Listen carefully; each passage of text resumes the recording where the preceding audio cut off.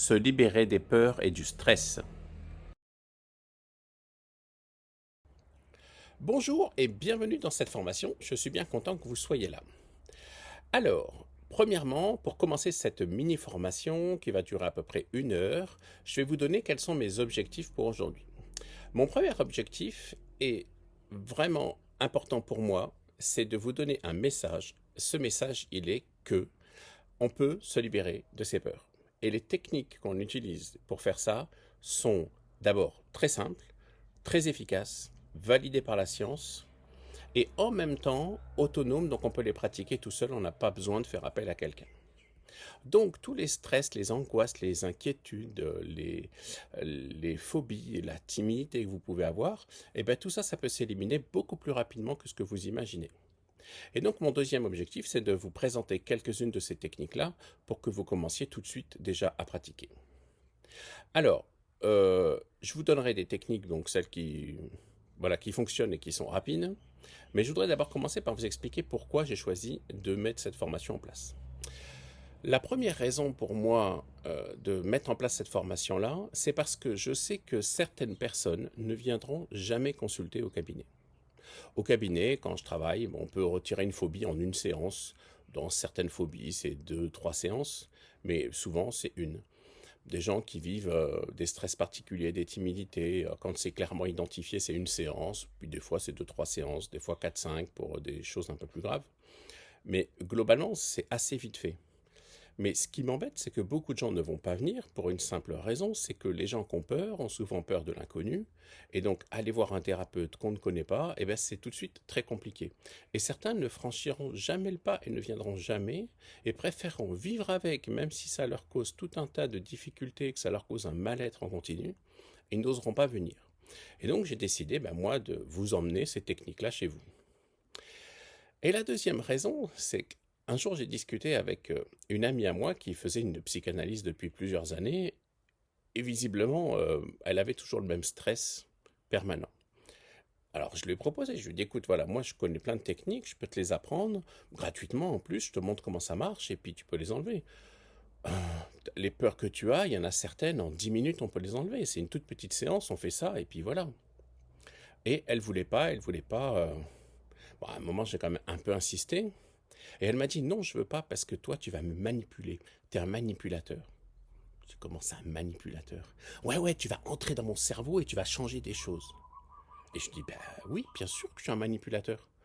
Au sens où, bien sûr que ce qui m'intéresse, c'est de agir et de changer quelque chose qui est dans ton cerveau pour que tu n'aies plus les peurs.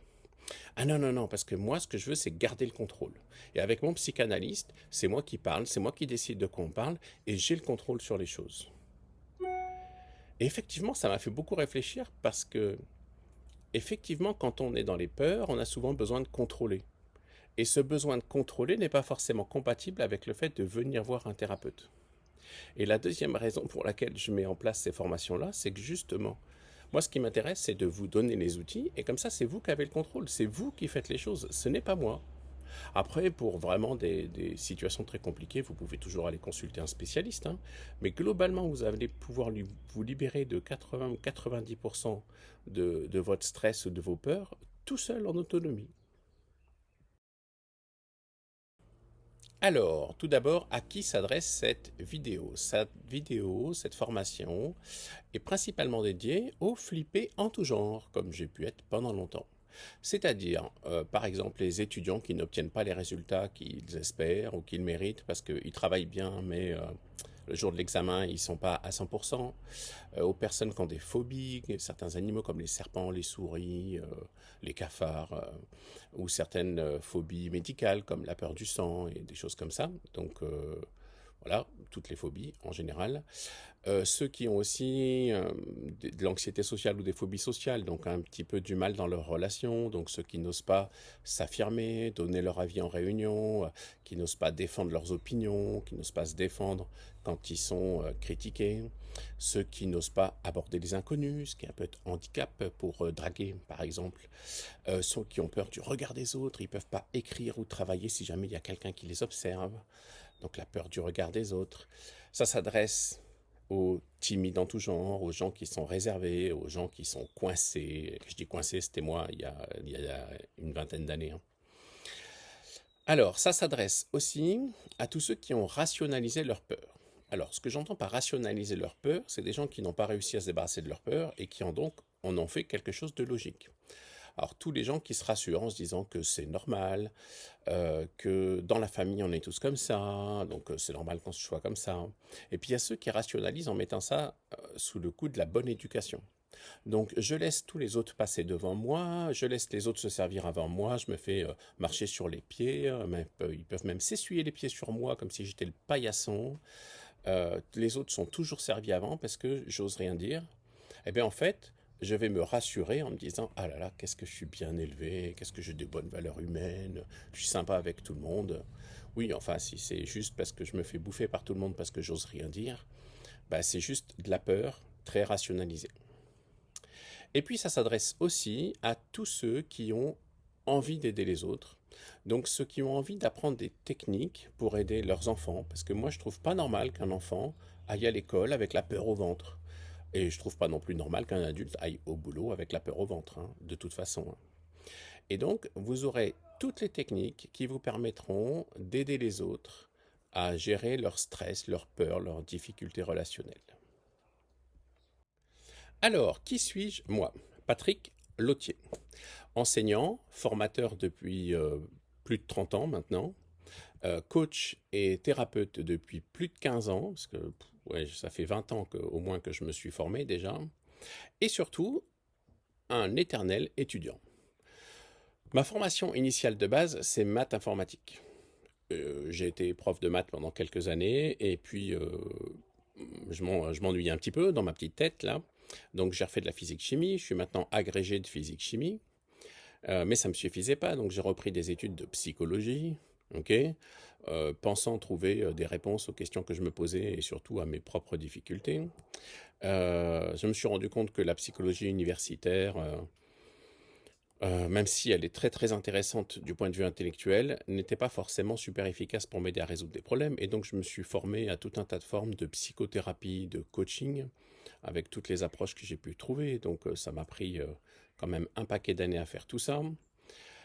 Aujourd'hui, ben, j'ai mon cabinet, je reçois des gens au cabinet pour tout un tas de problématiques, soit sur du coaching, soit sur de la psychothérapie, suivant les personnes. Et aujourd'hui, bah, je me forme à la communication numérique et d'ailleurs, c'est pour ça que vous voyez cette vidéo-là, parce que j'ai décidé de maintenant bah, développer, comment diffuser mes connaissances pour aider un maximum de gens et pas attendre qu'ils viennent au cabinet. Et puis, surtout, la partie la plus importante de mon CV pour cette vidéo-là, c'est que je suis un ancien grand flippé. Mais flippé de chez flippé, quoi, hein. On y revient un petit peu plus tard. Alors, justement, c'est quoi la vie d'un flippé? La vie d'un flippé, c'est des kilomètres à pied. Des kilomètres à pied. Pourquoi? Parce qu'on ne va pas oser demander de l'aide. On ne va pas oser demander où est-ce qu'on prend le bus. Et donc, on va faire le chemin à pied parce qu'on n'a pas osé demander. Ça m'est arrivé plusieurs fois. Ça m'est arrivé la première fois que j'ai pris le bus à Tahiti, par exemple. Je ne savais pas comment on disait au bus de s'arrêter. Donc, je suis passé devant ma maison. J'ai vu passer ma maison. OK. Et puis, j'ai attendu qu'il s'arrête. Et puis après, j'étais bon pour 4 kilomètres à pied avec mes valises pour pouvoir retourner à la maison. Et quand je suis arrivé, mon père m'a dit, bah, il y a un bouton, il faut appuyer dessus et ça prévient le chauffeur. Ah! Il m'a dit, bah, tu ne pouvais pas demander aux gens qui étaient là? Ben non, j'ai pas osé. Donc, on fait des kilomètres à pied. On fait aussi des kilomètres en voiture.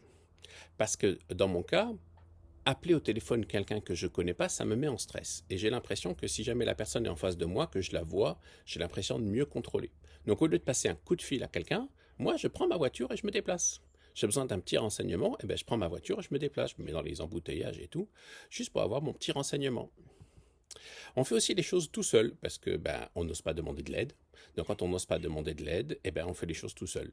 Puis on se rassure en se disant, ouais, bon voilà, je fais ça tout seul, je suis fort. Bon, en fait, c'est parce qu'on n'ose pas demander. On passe aussi à côté des bonnes occasions, et des bonnes occasions, j'en ai raté. Je donne un petit exemple, c'est quand des années plus tard, j'ai appris que la fille sur laquelle je craquais au lycée n'attendait qu'un geste de ma part pour tomber dans mes bras, mais je l'ai su 10 ans plus tard. mais que sur le moment, j'étais bien incapable de lui parler, ok, ça m'a un peu foutu les boules quand même, ok. Donc on passe à côté des belles occasions. On passe aussi pour le débile du quartier. Euh, Justement, l'oral de la grecque, par exemple, épreuve de physique, euh, je maîtrisais bien mon sujet, j'étais assez content de moi, et quand le jury est arrivé, je me suis fait un coup de stress.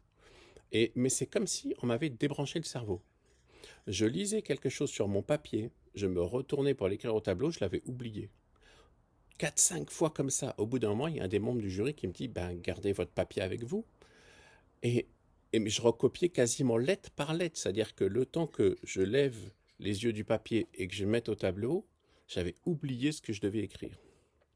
Et comme il y a plein de choses que j'avais pas mis sur mon papier, justement, je me suis dit, bon, là, je prendrai tel exemple, là, je parlerai de ça, là, je parlerai de ça. Et bien ça, complètement zappé. Le jury est sorti, et là, je me suis dit, ah, j'ai oublié ça, j'ai oublié ça, j'ai oublié ça, j'ai oublié ça. Bon, je l'ai eu quand même, mais j'aurais pu être super bien classé si j'avais pas complètement paniqué le jour de cette épreuve-là.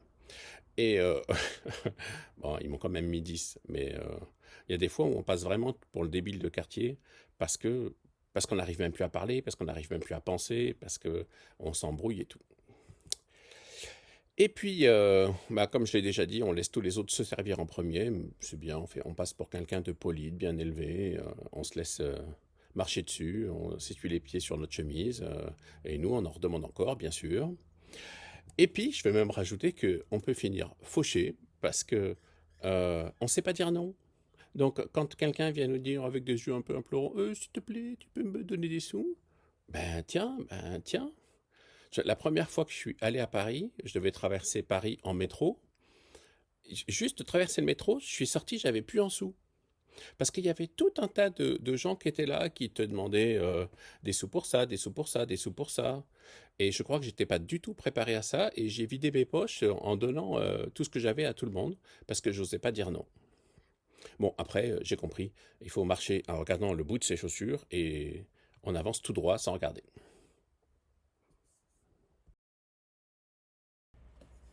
Assez parlé de moi, en général, que peut générer le stress? Alors, si vous n'osez pas donner votre avis dans une réunion, aborder une personne qui vous plaît, demander un service à quelqu'un, si vous n'osez pas vous exprimer ou vous n'osez pas régler un problème par peur du conflit, ben tout ça, ce qui se cache derrière, c'est des peurs. Ok. Et si vous grimpez sur la table dès que vous voyez une petite araignée ou une petite souris, que vous évitez d'aller à certains endroits parce que ça vous fait peur, que vous transpirez, vous suez complètement, vous tremblez, vous avez mal au ventre dans certaines situations, alors que vous n'avez aucune raison médicale d'être comme ça, hein. Si jamais vous êtes bloqué quand quelqu'un vous observe, moi c'était ça, hein, moi j'écrivais, si quelqu'un me regardait écrire, hop, j'arrivais plus à écrire. Même sur le clavier, ça m'arrive encore des fois, je m'en rends compte. Il faudrait que je continue à travailler. Sur le clavier, je ne sais plus où sont les lettres quand on me parle. J'ai toujours peur de faire des fautes d'orthographe, puis c'est là que j'en fais plein en général. Donc on est bloqué. Si vous vous sentez embarrassé, gêné dans certaines situations, si vous vous effondrez à la moindre critique, ou si vous jugez les autres, j'y reviendrai plus tard, parce que eux, ils osent faire ce que vous n'osez pas faire, et que vous attendez qu'on vous envoie un carton d'invitation en triple exemplaire avant de faire quelque chose, et que eux, bah, ils le font directement, et vous dites, oh là là, mais ils sont vraiment sans gêne, ces gens-là, hein. Ouais, bah, ils sont sans gêne en attendant, eux, ils font ce qu'ils ont envie, et pas vous. Voilà, donc si vous vivez toutes ces choses-là, c'est que derrière, vous avez des peurs. Et on va commencer à voir comment est-ce qu'on peut éliminer tout ça.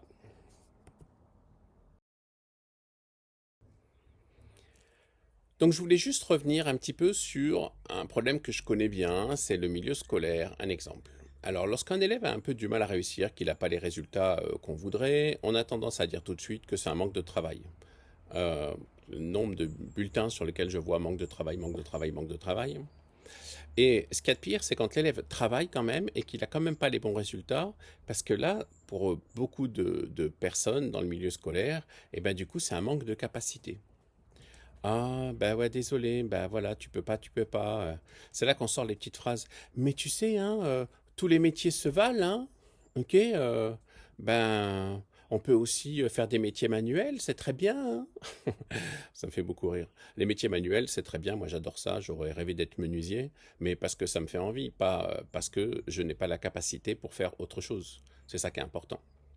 Alors, bah ça, moi je dis non. Non, c'est pas vrai, parce que depuis que je sais tout ce que j'ai étudié par rapport au stress, par rapport aux peurs et la gestion des émotions, bah, je sais que le stress est un très très grand frein à l'apprentissage et à la restitution de l'apprentissage surtout. D'abord, le stress, ça va apporter des difficultés à se concentrer. C'est-à-dire que quelqu'un qui est stressé a une petite moulinette qui tourne dans sa tête et il n'arrive pas à être focalisé sur ce que dit l'enseignant ou sur sa formation. On sait aussi maintenant que le stress va inhiber la mémorisation. Alors en fait, en état de stress, on peut mémoriser certaines choses, mais c'est souvent juste des informations qui sont sensorielles. Donc on va repérer les lieux, des choses comme ça. On va se souvenir exactement tout ce qu'il y a autour de nous. Mais par contre, on va avoir du mal à mémoriser des concepts et des choses qui sont abstraites. Ça marche pas. Et on va aussi avoir du mal à récupérer l'information en mémoire. Moi, ça m'arrivait avant, je sais que ça m'arrive encore des fois. J'ai toujours peur de me tromper de prénom quand je suis face à quelqu'un. Donc quelqu'un que je connais très bien, quand j'arrive devant lui, j'ai peur de ne pas me souvenir de son prénom et du coup, j'arrive plus à m'en souvenir. Parce que je stresse quand j'arrive dans les relations sociales et du coup, je me souviens plus comment la personne s'appelle. Dès qu'elle s'en va, je fais ah ouf et hop, ça y est, ah bah oui, c'était Paul. Et voilà, ça empêche la restitution, la récupération de l'information en mémoire. Mais le stress est aussi un frein à nos relations sociales, parce qu'on va avoir des difficultés à avoir des relations sereines avec les autres, et des relations bien construites et durables, parce qu'on panique, parce qu'on stresse. Et on aura du coup du mal aussi à passer des entretiens, à passer des oraux, quand on est face à un prof, face à un supérieur hiérarchique, des choses comme ça. Eh bien, on va avoir beaucoup de mal. Et donc, globalement, le stress est vraiment un frein à l'apprentissage et un frein à la restitution de l'apprentissage. C'est-à-dire que on a beau savoir, on va quand même passer pour un débile parce qu'on n'arrive pas à répondre aux questions alors que les réponses, en fait, on les a.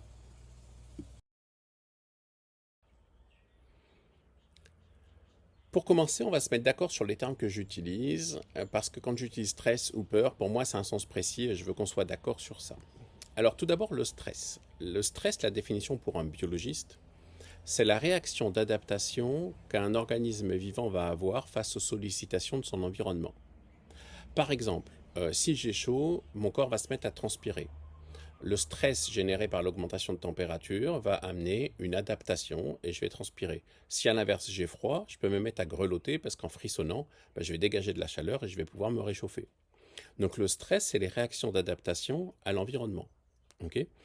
Quand on parle dans le langage courant de bon stress, c'est qu'en fait, la réaction est adaptée à la situation. Si j'ai une voiture qui fonce sur moi et que je saute dans le buisson d'à côté, c'est une réaction adaptée. J'ai été en stress, j'ai eu peur parce que la voiture fonce sur moi, il faut que je sauve ma vie, paf, je saute dans le buisson d'à côté. Même si je vais m'égratigner un petit peu dans le buisson, au moins j'ai sauvé ma vie. C'est du bon stress. Le mauvais stress, à l'inverse, c'est quand la réaction n'est pas adaptée à la situation. Ok. Donc, si par exemple je suis surpris parce qu'il y a quelqu'un qui arrive devant moi et qui ne m'y attendait pas et que je saute dans le buisson, c'est un petit peu exagéré. Ok. Si je me mets à hurler parce que j'aperçois une souris à 50 mètres, je me mets à hurler et que je saute sur la table, c'est aussi un petit peu exagéré, c'est pas la réaction la plus adaptée. Ok. Si je suis en train de faire un examen oral et que je me retrouve tétanisé, que j'arrive plus à parler, ok, c'est pas du tout une réaction adaptée. Alors que par contre, si jamais je suis face à un serpent, ne plus bouger, rester tétanisé, c'est la solution. Donc voilà, le bon stress, ça va être lorsque la réaction est adaptée à la situation, et le mauvais stress, c'est quand la réaction n'est pas adaptée. Alors maintenant, j'en viens aux peurs. La peur, c'est l'émotion ressentie lorsque notre cerveau, et principalement notre amygdale du cerveau, détecte un danger. Okay. Cette peur va déclencher une réaction automatique qui n'est pas consciente. En fait, il s'écoule à peu près une demi-seconde entre le moment où se déclenche la réaction et le moment où on prend conscience du danger. C'est-à-dire que quand on prend conscience du danger, notre corps a déjà réagi depuis une demi-seconde. Ce qui fait quand même pas mal quand on est face à un danger immédiat. Donc, heureusement que notre corps est capable de réagir très vite et beaucoup plus vite que notre pensée analytique. Mais donc, après, cette réaction peut être plus ou moins régulée en cas de fausse alerte. Donc, par exemple, il y a quelque chose qui me fait peur, hop, je réagis vite. Et une demi-seconde plus tard, ok, je vois que c'est pas un danger, c'était une fausse alerte. J'arrive à me calmer. Okay, et puis elle peut être amplifiée, à l'inverse, si c'est un vrai danger. Okay, donc si je suis surpris, que je commence à courir, et que je me rends compte qu'il y a vraiment un danger, ben, je continue à courir. Donc je vais pouvoir amplifier ou réguler. Donc l'amygdale déclenche la réaction, ensuite l'information passe au cortex préfrontal, et c'est le cortex préfrontal qui va une action pour réguler l'action de l'amygdale. Le problème du stress dans le langage courant, ce qu'on va appeler le stress, c'est justement que la réaction n'est pas adaptée, ou elle est amplifiée, ou elle est, voilà, elle est trop grande, ou elle est décalée. C'est du mauvais stress qui va être continu en plus, qui va durer pendant plusieurs jours, plusieurs mois, plusieurs semaines, et qui est lié à une peur excessive d'une situation qui finalement n'est pas réellement si dangereuse que ça. Donc c'est un mauvais stress relativement continu lié à une peur excessive au regard de la situation réelle. Donc ça va être le stress dans le langage courant, qui n'est pas la définition du biologiste. Okay, alors moi, je ne parle pas de bon stress et de mauvais stress. Okay, pour moi, le bon stress, je vais plutôt l'associer à de l'enthousiasme. C'est-à-dire que, bah, par exemple, si je dois passer un oral, que je me sens prêt et que j'ai confiance en moi, je vais avoir aussi la même énergie que me donnerait la peur. Mais cette énergie-là, je vais pouvoir la mobiliser pour pouvoir être efficace. Donc ça, c'est de l'enthousiasme. C'est vraiment, mon corps me donne de l'énergie pour être efficace sur quelque chose où je sais à l'avance que je vais être efficace.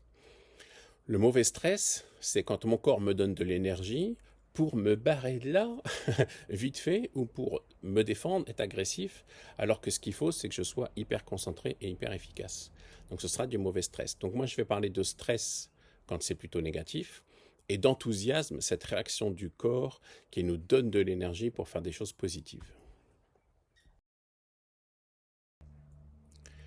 Abordons maintenant le cercle vicieux de la peur et de l'inquiétude et du stress. Alors, 3 dimensions de notre vie sont importantes. On dit souvent, alors ça c'est un principe en thérapie, les résultats qu'on obtient dans la vie sont le fruit de nos pensées, de nos émotions et de nos comportements.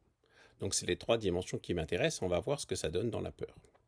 Donc si mon émotion principale que je vis le plus souvent, c'est de la peur, parce que je vis du stress, de la timidité, de l'angoisse, de l'anxiété, ok, ça va avoir un impact sur mes comportements.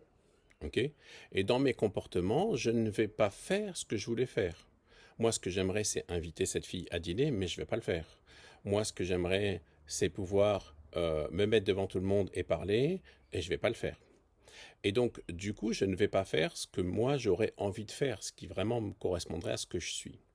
Et donc ça va générer des pensées par rapport à moi-même. Ces pensées vont être de la culpabilité, de la perte de confiance en moi, de la perte d'estime de moi. Je vais me dire, oh là là, mais je suis trop nul, je suis trop bête, j'ai pas de courage parce que je suis poli, parce que sinon c'est un peu plus bas. Et donc, je vais avoir une mauvaise image de moi-même, je vais avoir des mauvaises pensées sur moi-même, et ces mauvaises pensées vont m'amener à avoir d'autres émotions, donc ça va amplifier mes peurs, parce que la fois d'après, j'oserai encore moins, mais ça va m'ajouter aussi peut-être de la tristesse, de la colère, et donc je vais continuer à ruminer des émotions négatives qui vont faire que en situation, je ne vais pas avoir les bons comportements, et comme je n'aurai pas les bons comportements, ben, je vais encore me juger négativement et avoir des mauvaises pensées, et voilà, et ça tourne en boucle comme ça. À l'inverse, si mes émotions principales, c'est de la joie, de l'enthousiasme, de la gaieté, de la pêche et tout, que je me lève le matin, j'ai la pêche, je suis heureux d'aller au travail, je suis heureux de ce que je fais, bah du coup, mes comportements vont être comment? C'est ceux que j'ai envie de faire. Si j'ai envie de faire quelque chose, eh ben je vais le faire et je vais oser le faire. Je ne me pose même pas la question si j'ose ou pas. J'ai envie de le faire, je le fais. Et comme je fais ce que j'ai envie de faire et que comme j'ai confiance en moi, bah, je réussis mieux, bah, du coup mes pensées vont être positives, je vais avoir une bonne image de moi, je vais me dire oh que je suis fort, qu'est-ce que je m'aime, oh je suis trop fort. Ok, je vais avoir envie d'aller plus loin et de me dire tiens la fois d'après je vais me lancer un défi encore plus important. Ok, et donc ça va me donner bah, quoi, de l'enthousiasme, de la fierté et puis aussi de la sérénité parce que quand on sait qu'on peut faire ce qu'on veut, ok, ben on est plus serein dans la vie parce qu'on sait qu'on va pouvoir gagner sa vie, parce qu'on est compétent dans son travail, et puis voilà. Et donc du coup, on va tourner en boucle sur des émotions positives. On se lève le matin avec la pêche, on a les comportements qui nous permettent d'être efficaces, de faire ce qu'on voulait dans la vie. Donc du coup, on a une bonne image de soi. Quand on rentre le soir, on est fatigué, mais on a la pêche, on dort bien et on se relève le matin avec de l'enthousiasme. C'est ça la vie quand on n'a pas de peur. Alors maintenant, comment on fait pour changer tout ça? Ok. Alors là, je vais commencer par les comportements. Eh bien, quand on veut changer ses comportements, on se force. Non, c'est une blague, c'est pour rire. On le fait, hein. Les gens appellent ça de la volonté. Il faut avoir de la volonté, il faut être fort. Ok. Certains y arrivent, tant mieux. En général, c'est pas parce qu'ils ont de la volonté, c'est parce qu'ils ont quand même une dose de confiance en eux qui leur permet de pouvoir le faire. C'est pas de la force, parce que la force, on a à peu près tous la même. Ok, c'est pas de la volonté. La volonté, c'est de la confiance en soi avant tout. Donc, on se force pas. Ok. Donc là, je vous propose des choses. Alors, les techniques qui marchent, ok, c'est l'hypnose. Bon, l'hypnose, il faut quand même le faire avec quelqu'un, c'est quand même mieux, même si on peut trouver des hypnoses toutes faites sur Internet.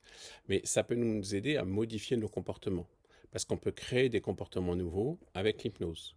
C'est-à-dire que, par exemple, dans une situation, ben, on a tendance à surréagir, à s'énerver, à être agacé et tout. Ben, ça, avec l'hypnose, on peut le changer. On peut avoir le même déclenchant, mais qui déclenche une réaction différente. Donc on peut changer nos comportements avec de l'hypnose. Ça marche très très bien. Moi, ce que je vous propose de le faire, c'est de faire de la visualisation. Alors ça, c'est hyper important. Et maintenant, on le sait, on l'utilise même en chirurgie. On sait que quand un patient visualise son opération chirurgicale avant d'être opéré, eh bien, ça réduit le temps d'hospitalisation et ça réduit le temps de convalescence. Les gens guérissent beaucoup plus mieux, beaucoup plus vite, parce qu'ils sont beaucoup moins stressés et leur corps accepte plus facilement l'opération. Donc, ce que je vous invite à faire, c'est si jamais vous avez des situations qui vous stressent particulièrement, c'est important de prendre du temps pour se visualiser dans cette situation-là en ayant le comportement que vous voulez. Donc, si vous voulez aller voir votre patron pour lui demander quelque chose, une augmentation ou autre chose, et que ça vous fait peur, dans votre tête, il faut visualiser que vous allez voir le patron, visualiser que vous parlez exactement comme vous vouliez parler, que vous dites les choses que vous vouliez dire, vous imaginez ce qui vous répond et vous imaginez toute la discussion. En fait, euh, une des composantes du stress, c'est la nouveauté. C'est normal et naturel qu'on soit stressé quand on est né face à des situations nouvelles. Alors quand dans la petite enfance, toutes les choses se sont bien passées, les situations nouvelles, on les a acceptées et on sait vivre des choses nouvelles sans stresser, mais ce n'est pas le cas de tout le monde.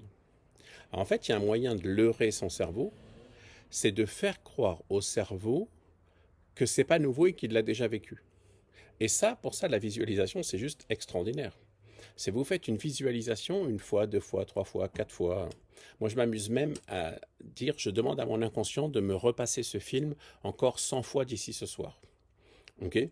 Et ben, je peux vous assurer que c'est très efficace.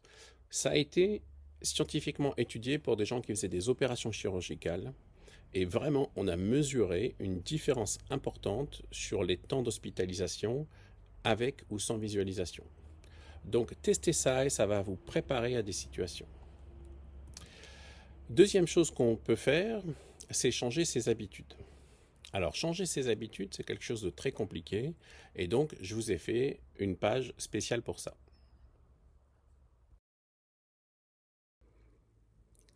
Pourquoi est-ce que je parle de changer ses habitudes? En fait, il y a tout un tas d'habitudes qui vont nous amener à vivre tout le temps les mêmes ressentis. Et souvent, si on est stressé, un petit peu angoissé, inquiet, c'est parce qu'on met toujours en place les mêmes choses. Et en fait, notre cerveau, pour se simplifier la vie, souvent, réagit instinctivement à certains stimuli. Par exemple, des gens qui ont eu un accident de voiture, dès qu'ils montent dans une voiture, le stress vient. Même si la voiture n'a même pas démarré, même s'ils ne comptent pas conduire et tout, Le stress est quand même déjà présent. Et c'est un conditionnement. Ok. De la même manière que des gens qui sont phobiques des souris, dès qu'ils voient une souris, ben, ils ont une réaction qui est excessive. Et ça, c'est parce que le cerveau a pris une habitude. Et il faut changer ses habitudes. Il y a une habitude qu'il est intéressante de mettre en place, c'est l'habitude de se fixer des objectifs et de les célébrer. Parce qu'en fait, on ne peut pas ressentir deux choses en même temps. On ne peut pas ressentir de la joie et de l'enthousiasme et en même temps du stress et de la peur. Et en fait, voilà, il faut un petit peu comprendre comment marche la biochimie du cerveau. La dopamine, c'est une molécule qui nous donne la pêche et qui nous donne un sentiment de bien-être lorsqu'on va bientôt atteindre nos objectifs et quand on les atteint. Et donc, si dans la journée, on n'a pas des objectifs et qu'on ne les célèbre pas, on ne va pas avoir de dopamine. Alors que si le matin, je me fixe 5-6 objectifs pour la journée et qu'à chaque fois que j'atteins un objectif, je célèbre ça, alors pas obligé de sortir la bouteille de champagne à chaque fois, mais s'autoriser à faire un petit jeu sur l'ordinateur, se prendre un petit carré de chocolat, ou simplement accepter simplement la joie, le bien-être de ressentir de la joie parce qu'on a fait quelque chose qu'on avait prévu. Et en fait, ça va permettre à votre cerveau de sécréter de la dopamine. Je ne sais pas si vous savez, mais certaines drogues stimulent la sécrétion de dopamine. Et cet effet un petit peu planant, jovial qu'on a sous l'effet de certaines drogues, eh ben, c'est parce que la drogue pousse notre corps à sécréter de la dopamine.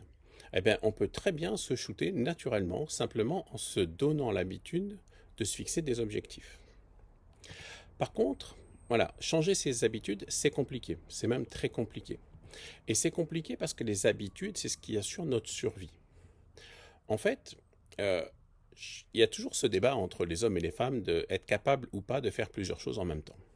Les neurosciences répondent que même les femmes ne sont pas capables de faire deux choses en même temps.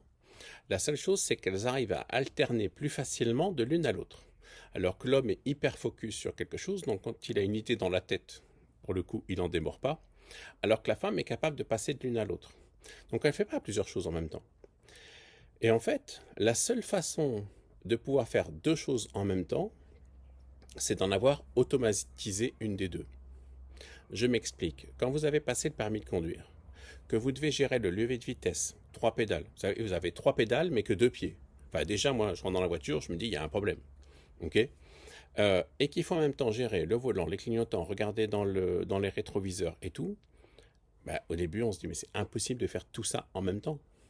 Et pourtant, au bout d'1 an de permis, on fait ça tout en discutant avec le voisin ou en faisant autre chose, quoi. Pourquoi est-ce qu'on arrive à faire deux choses en même temps? Parce que la conduite est devenue automatisée. Et donc, pour pouvoir mieux survivre, l'espèce humaine a cette capacité à automatiser des choses parce que quand une chose est automatisée, elle prend beaucoup de moins de ressources mentales et on peut rester vigilant à tous les dangers qu'il peut y avoir autour. Et donc, notre cerveau aime bien mettre en place des automatismes. Mais si ces automatismes vous maintiennent ou vous mettent dans un stress permanent, c'est important de les changer. Alors, pour changer ces habitudes, comment on fait puisque c'est quand même difficile, ok? De la volonté, oui, bien sûr, ok, mais de la technique, c'est mieux. Alors, pour changer une habitude, d'abord, première chose, c'est petit à petit. Si vous voulez mettre en place de nouvelles habitudes, vous ne pouvez pas changer toute votre vie d'un coup, ça ne marchera pas. Il faut vraiment faire une habituation, il faut le faire petit à petit. Donc, un petit changement à chaque fois, ça sera beaucoup plus efficace que tout changer d'un coup. Ensuite, il y a une chose qui est importante à voir, c'est que une habitude est toujours coincée entre un déclenchant et une récompense. Ok? Le déclenchant, ça peut être un moment de la journée, ça peut être voir quelqu'un, ça peut être une situation particulière. Par exemple, quand je rentre dans la cuisine, j'ouvre le frigo. C'est un réflexe. Ok? C'est un très mauvais réflexe. La plupart du temps, je le referme sans rien prendre, mais j'ai ce réflexe-là. Ok? Donc, si vous voulez mettre en place une nouvelle habitude, comme par exemple vous fixer des objectifs tous les matins, il va falloir la coller à une autre habitude que vous avez déjà. Donc si par exemple le matin vous vous levez, vous prenez un café, ok? Et bien juste après votre café, paf, prenez une feuille et vous mettez en plat et vous définissez vos objectifs. Et le fait de le caser juste après une autre habitude, ça sera beaucoup plus facile. Et ensuite, toujours avoir une récompense derrière.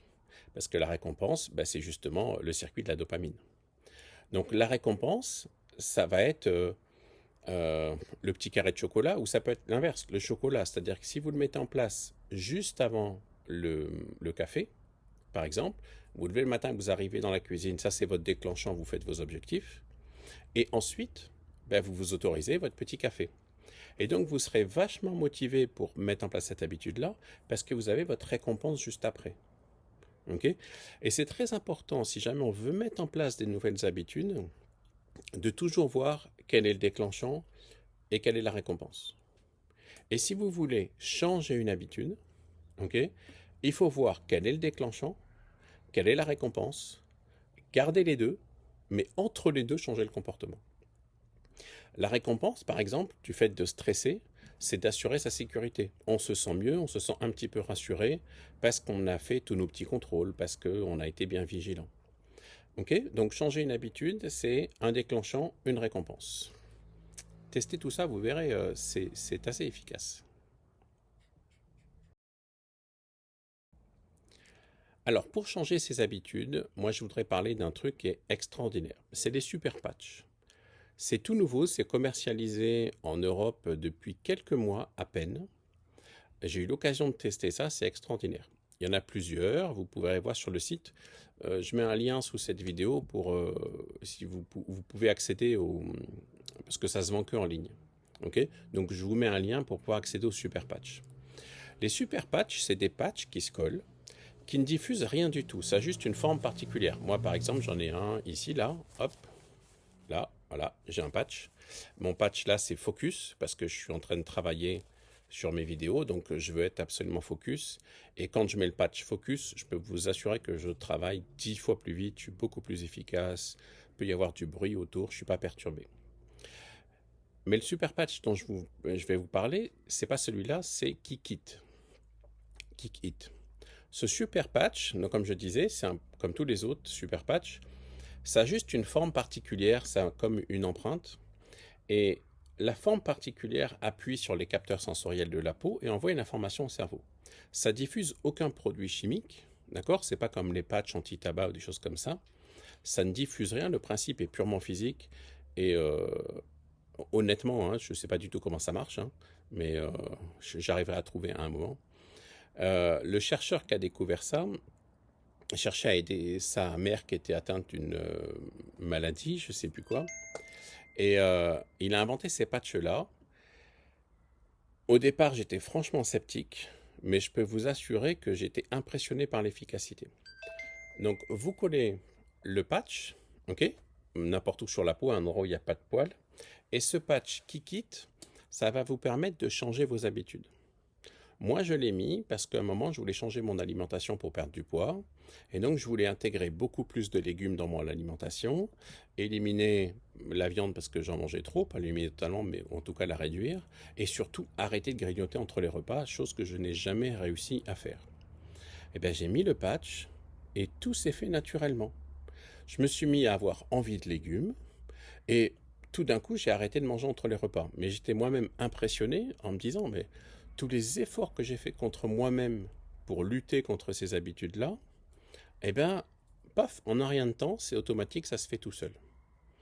Et dès que je me dis, bah, c'est bon, voilà, au bout de 2-3 jours, je me dis, c'est bon, j'y pense plus, je mets plus le patch, et hop, tout d'un coup, je me remets à grignoter entre les repas.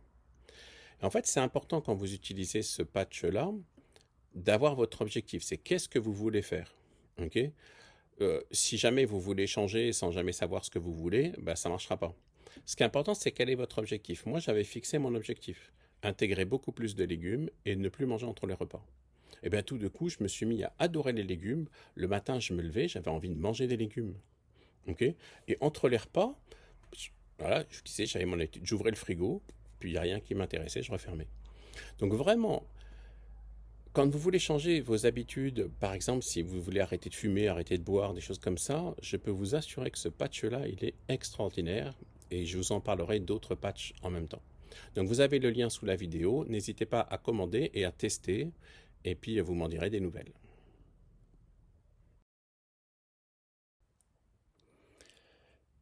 Passons maintenant À la suite, si maintenant on veut modifier ses pensées, modifier ses façons de penser, c'est très important, c'est une étape importante parce que beaucoup de gens sont bloqués dans des pensées qu'ils ruminent et il faut les changer régulièrement en fait. Ces petites pensées qu'on a qui nous disent t'es pas à la hauteur, tu n'y arriveras pas, tu peux pas, toutes ces petites choses-là, ces petites voix internes, il faut les changer. Et pour ça, on a une méthode qui est extraordinaire, c'est un reconditionnement en utilisant la méthode Coué. Alors, Émile Coué est très connu en France parce qu'on se moquait de lui, parce que oui, la méthode, c'est de se répéter des choses. Ok. Alors, c'est pas la panacée, ça changera pas tout, parce que comme vous le voyez, ça changera pas les comportements et ça changera pas les émotions. Ça va juste changer les pensées qu'on a. Mais quand on a des pensées différentes, à force, eh bien, ça peut avoir un impact sur nos émotions, et quand on a changé nos émotions, on change le reste. Donc, bien sûr que ça ne va pas tout faire. Mais par contre, c'est très important de mettre ça en place. Moi, je me souviens qu'à un moment, je me suis répété tous les matins, 60 fois devant le miroir, j'ai confiance en moi et je me sens capable de tout réussir. J'ai confiance en moi et je me sens capable de tout réussir. Dès que je la dis, cette phrase, ça me refait encore des frissons partout, tellement c'est ancré en moi. Mais j'ai dû me la répéter devant le miroir 60 fois tous les matins, en me regardant et en me disant, j'ai confiance en moi et je me sens capable de réussir. C'est comme dans Le Parrain, quoi, hein, quand il se met devant le miroir. Et ben c'est ça, je me suis conditionné. Et après, même quand j'étais dans les transports et tout, je me répétais ces phrases-là. Et depuis, je le fais très régulièrement. Quand je sens que j'ai des pensées qui ne sont pas positives, qu'elles ont un mauvais impact sur moi, je prends la pensée contraire et je me la répète, je me la répète, je me la répète, je me la répète. Et se le répéter à haute voix face au miroir, c'est vraiment efficace. Ok. Donc cette phrase-là, moi je l'aime bien, hein. Alors si au départ vous avez un petit peu du mal, moi j'ai fait comme ça, c'est qu'au départ je me suis dit, j'ai de plus en plus confiance en moi et je me sens capable de tout réussir. Et le j'ai de plus en plus confiance est devenu j'ai confiance en moi, petit à petit. Ensuite, il y a les balayages oculaires et je vais vous présenter ça parce que c'est un outil extraordinaire. Alors, les balayages oculaires, c'est une technique qui est inspirée de l'EMDR, Eye Movement Desensitization and Reprocessing, qui est une technique qui a été inventée aux États-Unis par Francine Shapiro. Et cette technique s'est largement développée en fait après les attentats du 11 septembre 2001, parce qu'on s'est retrouvé avec des milliers de personnes en stress post-traumatique. Et pour traiter ça, comme elle avait une technique très efficace, ben elle a formé tout un tas de gens très rapidement. En 2 heures, on forme les gens à l'EMDR. Et puis on a pu prendre tout le monde et effacer les stress post-traumatiques. Donc le MDR, c'est quand même bien de le pratiquer avec quelqu'un parce qu'en fait, il s'agit de faire bouger les yeux droite-gauche, comme ça, droite-gauche, droite-gauche, droite-gauche. Donc c'est bien quand il y a quelqu'un qui passe sa main pour faire comme ça. Et puis c'est quand même une technique qui agit fort sur le cerveau. Et il y a des contre-indications, par exemple en cas vraiment de maladie psychiatrique, de schizophrénie, de paranoïa, des choses comme ça. Bon, vaut quand même mieux éviter. Ok. Par contre, la méthode dérivée qui est beaucoup plus simple, en fait, est très efficace et peut être faite de manière complètement autonome. En fait, l'idée c'est que quand on a un stress, un blocage émotionnel, c'est quelque chose qui est un peu bloqué dans le cerveau. Au bout d'un moment, le cerveau arrive à intégrer petit à petit l'information et souvent, on arrive à guérir de ces traumatismes. Mais en fait, pour accélérer le processus, ce qu'on va faire, c'est passer alternativement cerveau gauche, cerveau droite. Et en fait, quand on regarde à droite, c'est notre cerveau gauche qui contrôle, et quand on regarde à gauche, c'est notre cerveau droit qui contrôle. Et le fait de faire des mouvements comme ça, alternatifs droite-gauche, ça permet de passer du cerveau gauche au cerveau droit, alternativement, et d'effacer un traumatisme émotionnel, en fait. D'aider le cerveau à intégrer complètement. Donc ça n'efface pas la mémoire, l'événement, on s'en souvient par exemple quand on veut traiter un stress post-traumatique, mais il n'y a plus la charge émotionnelle associée. Je vous montre comment ça marche. Vous allez tendre votre main devant vous comme ça, et puis vous allez regarder votre pouce. Ok. Moi je regarde l'ongle. Et vous allez le mettre en haut, comme ça là, tac, et puis vous allez faire des balayages droite-gauche, et à chaque fois vous descendez d'un cran, tac, descendez d'un centimètre, tac, vous descendez d'un centimètre, tac, vous descendez d'un centimètre, ok. Et ça va donner un truc qui fait comme ça, et vous regardez votre pouce, comme ça.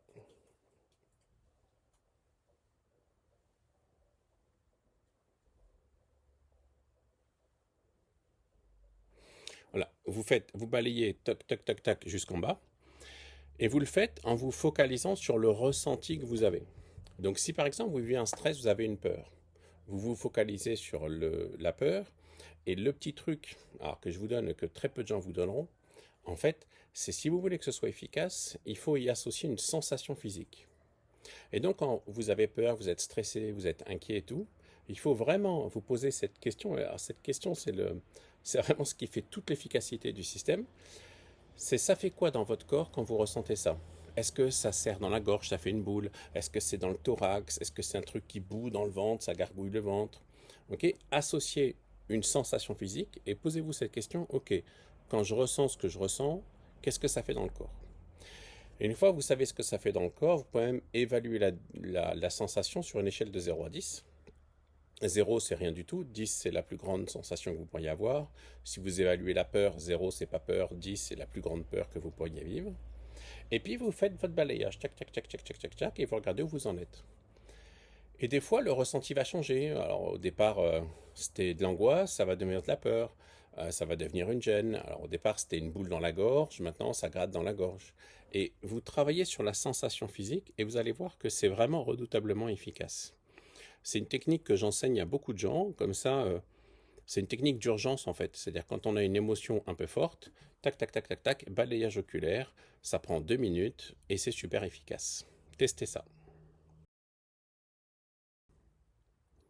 Alors une autre technique dont je vais vous parler ici, c'est l'EFT. Alors, je n'aurai vraiment pas le temps ici de vous former complètement à l'EFT. Il existe tout un tas de vidéos sur Internet, vous en trouverez. Attention parce qu'il y en a qui font pas certaines étapes qui sont pourtant importantes. Ok, donc prenez le temps de regarder pas mal de vidéos, mais voilà, j'ai vraiment pas le temps de le faire ici. Mais par contre, je vais vous expliquer un petit peu quand même la méthode et je vais vous expliquer l'intérêt de la méthode parce que ça a l'air d'une méthode un peu bizarre parce qu'il faut se tapoter des points du visage, le coin du sourcil, le coin de l'œil, sous le nez, sous le menton, sous la clavicule. Ok, ça pendant 2-3 secondes, tout en pensant à notre ressenti négatif. Ok, donc dans une situation, voilà, quand je parle à mon patron, je me sens stressé, ça me prend à la gorge comme ça. Ok, bah, je suis stressé quand je parle à mon patron, je suis stressé quand je parle à mon patron, je suis stressé quand je parle à mon patron, je suis stressé quand je parle à mon patron. On a l'air ridicule et c'est pour ça qu'en cabinet, des fois, les gens, ils n'osent pas faire parce qu'ils se sentent ridicules. Et c'est pour ça que je commence toujours par je me sens ridicule de me tapoter le visage, je me sens ridicule de tapoter le visage, je me sens ridicule. Et on fait toute la ronde comme ça. Mais par contre, on a tout un tas de validations scientifiques parce que ça a été largement étudié depuis 10 ans, tout ça. Alors, je vais vous donner quelques extraits d'études qui ont été faites sur l'EFT, donc l'Emotional Freedom Technique ou technique de libération des émotions. C'est une technique qui permet d'éliminer la charge émotionnelle associée à une situation ou à un événement. Alors, on a des études qui ont été faites sur quand même plusieurs centaines de personnes et on leur a demandé d'évaluer certaines choses avant et après une séance d'EFT. Donc, le premier qu'on a évalué, c'est la souffrance, pain. Ok, donc, on prend un groupe de personnes, on leur demande d'évaluer leur souffrance psychologique ou physique, hein, les deux, avant l'EFT et après l'EFT. Alors, à gauche, en bleu, c'est avant l'EFT. Alors, ce graphique-là, il faut que vous compreniez un petit peu comment il marche. La boîte du milieu représente 50% des gens et les deux petits traits au-dessus et en dessous représentent 25%.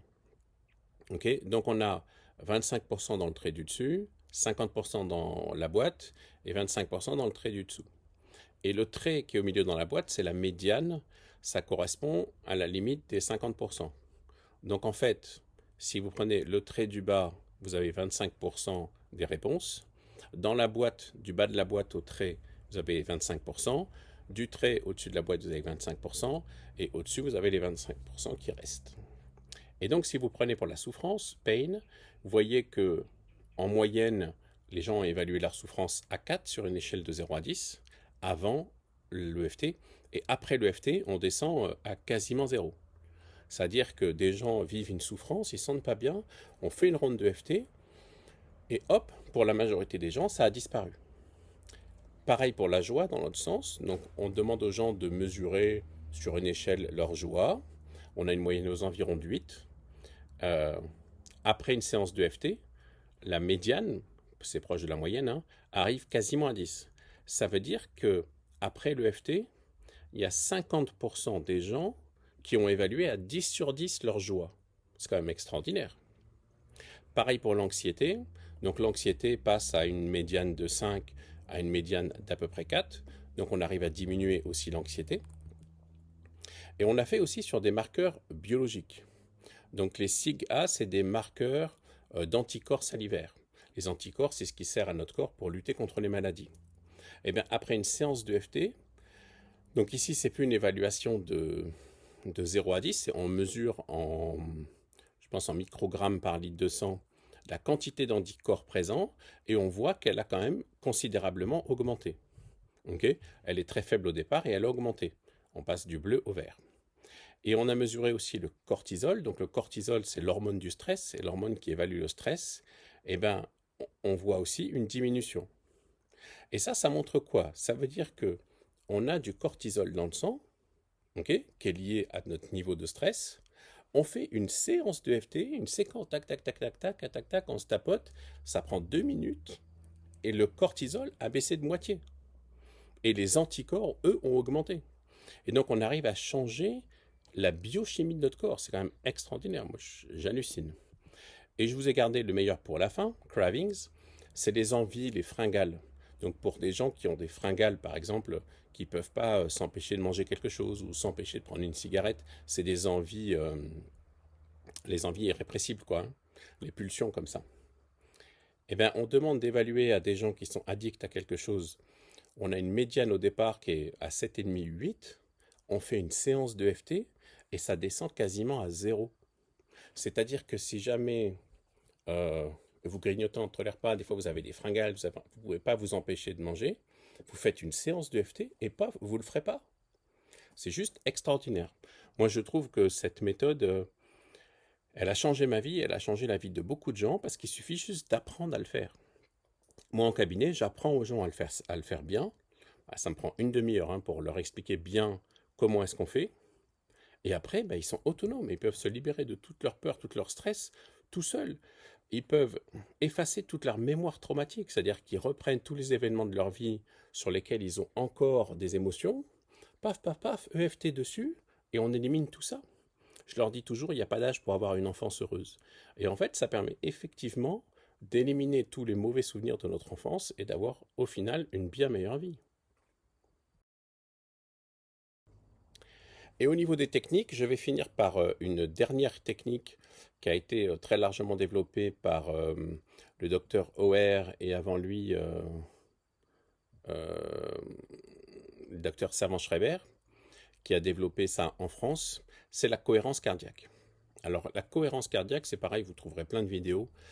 Prenez celle de Auer, O''H-A-R-E, parce que c'est lui qui l'a développé le plus. Il a écrit des livres qui sont très très intéressants et il a développé le concept de cohérence cardiaque 365. Alors 3-6-5, c'est parce qu'il demande de faire 3 fois par jour, une respiration à 6 respirations par minute, ça veut dire 10 secondes pour faire une respiration, donc 5 secondes d'inspire, 5 secondes d'expire.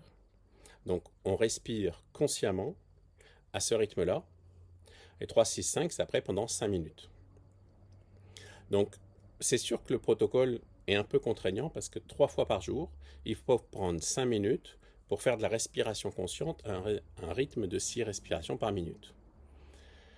Moi, j'ai un petit peu amélioré le truc pour plus avoir à prendre du temps pour ça. Donc, moi, je le fais en voiture et j'ai développé mon propre rythme qui est plus efficace. Je travaille avec d'autres formateurs, par exemple, qui parlent de respiration bougie, c'est très bien aussi. Donc là aussi, il y a plein de vidéos, vous trouverez plein de choses. Les études scientifiques ont montré qu'il n'y a aucune addiction qui résiste à 3 mois de cohérence cardiaque. Donc 5 minutes, 3 fois par jour de respiration consciente, vous arrivez en 3 mois à vous débarrasser de toutes les addictions. Et il y a plein d'études qui ont montré aussi les effets biologiques, les effets sur le stress, les effets sur le bien-être, les effets sur l'anxiété.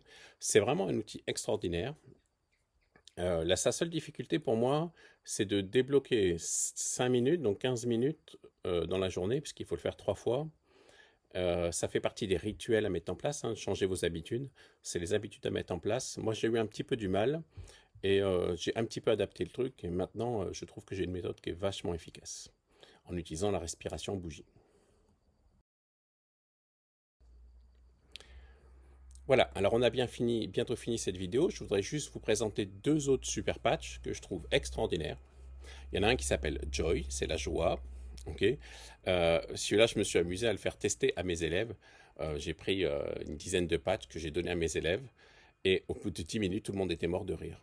Et c'est un truc dans les formations, je trouve ça extraordinaire, c'est que on met Joy et au bout d'un moment, ben, on est juste heureux, on est content, on rigole et tout.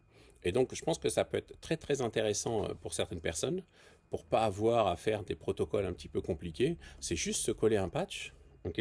Et puis vous aurez de la joie naturellement. Euh, Quelques études ont montré que quand on met un patch, un super patch comme ça, je rappelle que ça diffuse rien dans le corps, hein, c'est juste un patch qui touche la peau d'une certaine façon et qui donne une information au cerveau et qui permet au cerveau de se mettre dans la joie ou dans autre chose. Et bien, ce que des études ont montré, c'est que 6 mois avec le patch, c'est devenu une routine, une habitude et on n'a plus besoin du patch. Donc ça peut être une technique très intéressante pour développer plus de joie. Et le deuxième, qui s'appelle Peace, c'est la paix. Donc ça, c'est vraiment celui pour traiter l'anxiété, les peurs et tout. Ben, ça va vous rendre beaucoup plus zen. Ok. Euh, et si vous associez les deux, moi je trouve ça extraordinaire. Après, vous pouvez mettre aussi un autre qui s'appelle Liberty. Le Liberty va amplifier l'effet des autres patchs. Et le Liberty, en plus, un effet intéressant, c'est que vraiment, il permet de retrouver une bonne régulation du corps. Euh, pour certains, ça les rend malades au début parce que si le corps dysfonctionne, ben, le corps va se remettre à fonctionner bien. Et du coup, ça peut créer quelques perturbations, type diarrhée, les poumons vont expectorer, ça va faire tousser un peu et tout, pendant quelques jours ou quelques semaines. Et puis après, ben, on se sent beaucoup, beaucoup mieux.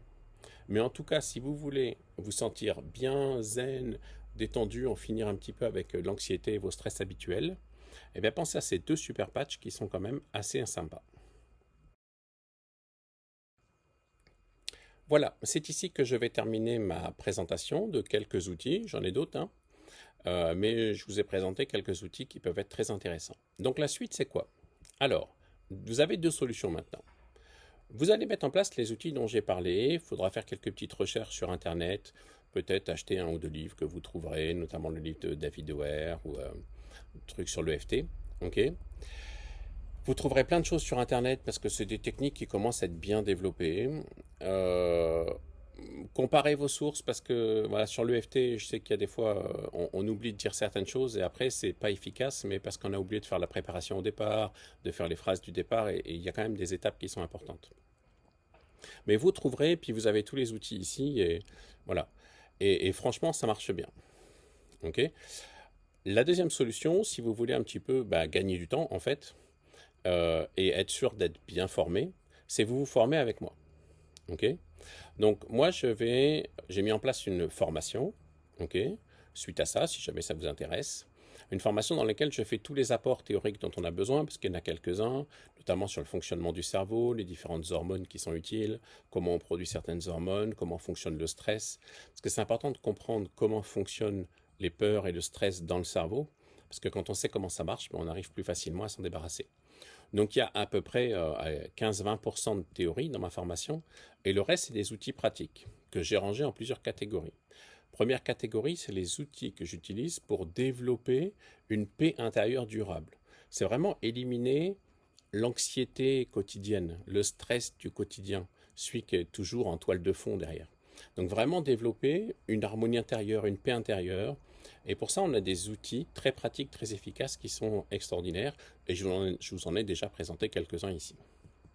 Ensuite, il y a vraiment un travail qui est fait avec l'EFT comme outil très important, mais il n'y a pas que celui-là, pour éliminer toutes ces peurs. Et pour éliminer toutes ces peurs, il va falloir faire un travail de fond et retravailler sur toutes les situations qui ont pu nous faire peur dans le passé pour pouvoir effacer toutes ces mémoires-là.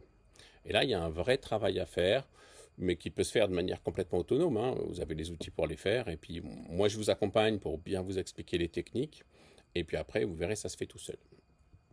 Ensuite, j'ai mis quelques outils vraiment pour gérer les crises. C'est vraiment quand vous avez la crise de panique, la peur qui est là, et qu'il faut la gérer là maintenant tout de suite. Ok? Donc, je vous ai déjà donné des techniques, comme les balayages oculaires, ça c'est important. En EFT, on a des petites techniques avec des points d'urgence qu'il faut taper, comme les points clavicules, le point de gamme ici qu'il faut frotter. Et ça, c'est des points où en 2 minutes, vous arrivez à éliminer une émotion forte. Ok? En 2 minutes, hein, vraiment, hein, 2 minutes chrono. Hein. 2 minutes chrono, vous savez même plus pourquoi vous êtes en train de vous taper dessus. Okay? Quand je dis vous taper dessus, c'est vous tapoter. Hein. Ok? Donc ça, c'est gérer les crises, parce qu'au départ, il y en aura peut-être encore, puis après, elles vont s'estomper.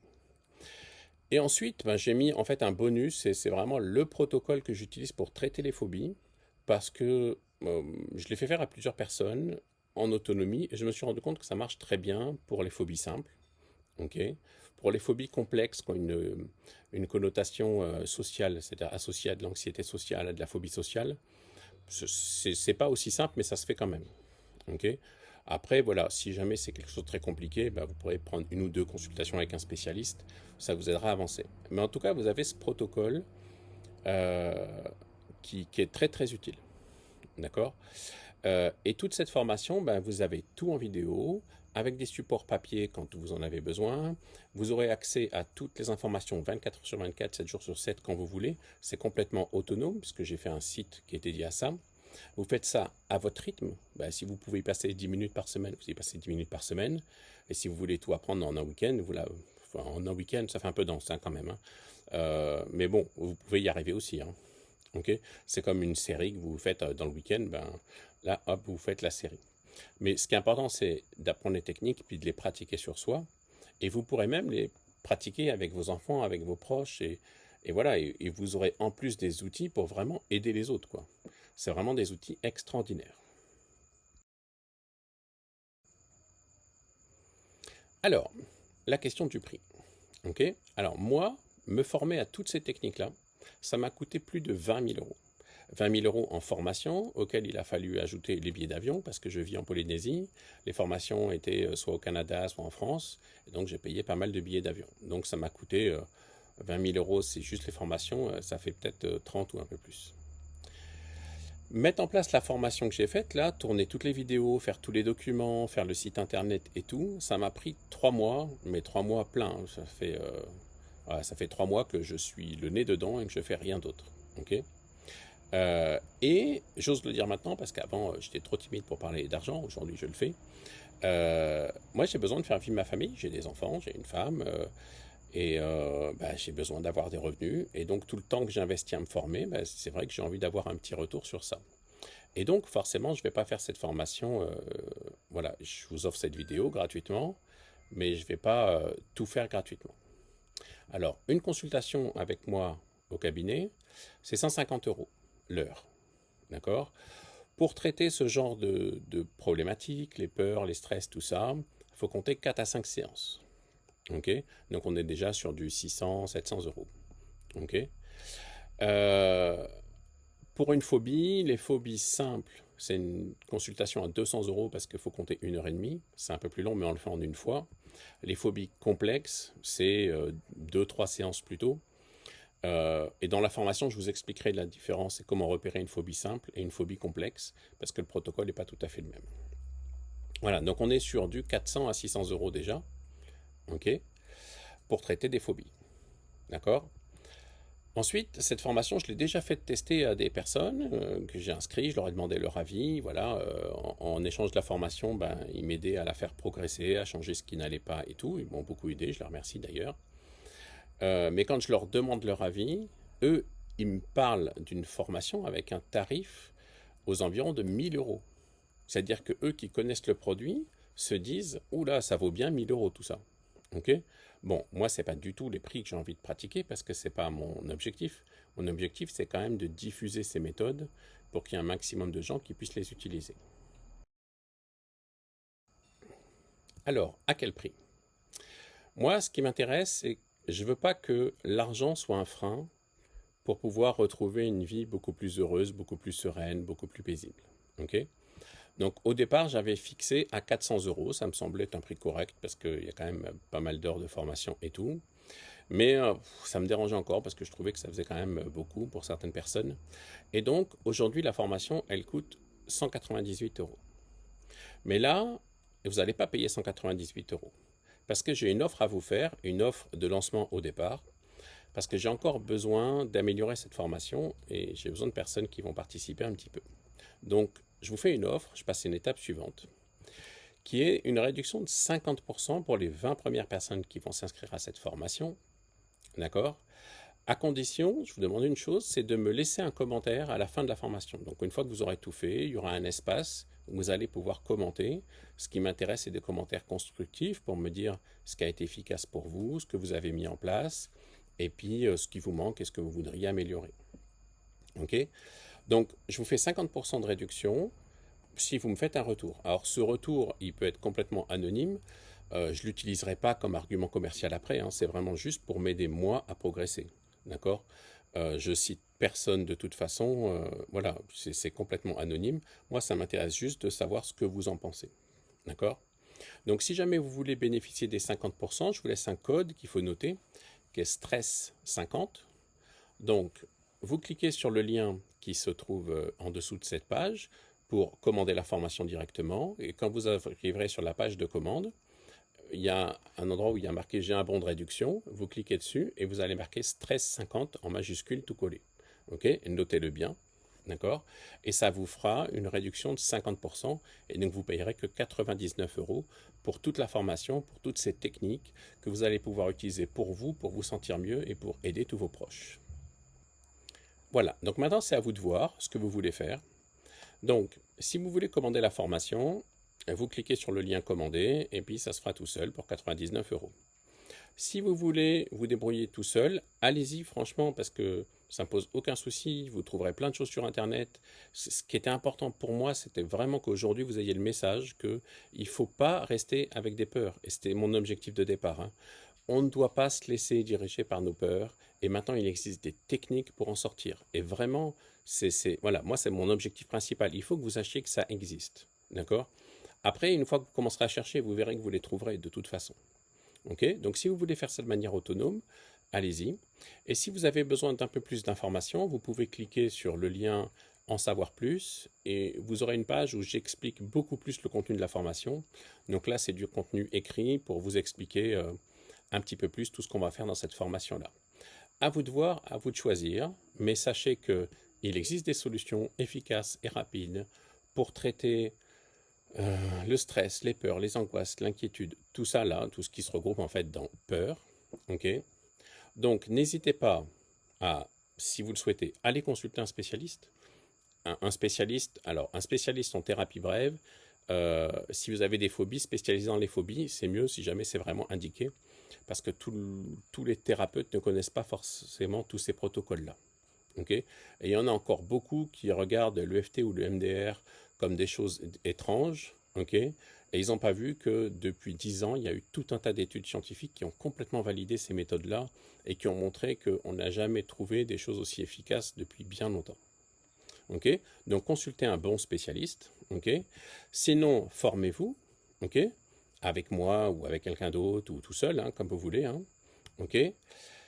Et si j'ai un dernier message à passer, c'est vraiment aider les autres. Aider les autres, c'est important parce que vous avez accès à cette information-là aujourd'hui. Tout le monde ne l'aura pas forcément. Okay? Donc, pour aider les autres, apprenez les techniques et mettez ça en place avec eux. Okay? Et aussi, ce que vous pouvez faire simplement, c'est-à-dire si vous connaissez des gens qui sont vraiment en prise avec leur stress, avec leur peur et tout, n'hésitez pas à leur transférer cette page. Vous cliquez sur le lien dans la barre d'adresse, vous faites un copier, vous collez ça dans un mail et vous l'envoyez à quelqu'un pour qu'il ait accès à cette vidéo et qu'il essaye. Toutes les techniques que je développe, franchement, rien que dans cette vidéo-là, vous avez tout un tas de choses qui peuvent vraiment changer votre vie si vous les mettez en place.